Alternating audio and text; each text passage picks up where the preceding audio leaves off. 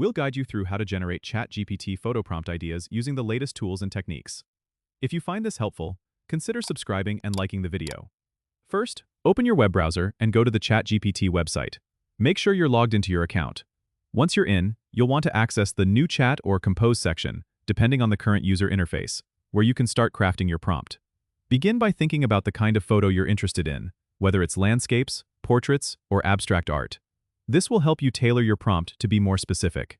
In the text box, start by typing something like, "Generate a photo prompt for," followed by your chosen theme or subject. For example, you could write "Generate a photo prompt for a serene landscape at sunset." This gives ChatGPT a clear direction on what you're looking for. Then, hit Enter or click the Submit button, and ChatGPT will provide you with creative and varied photo prompt ideas.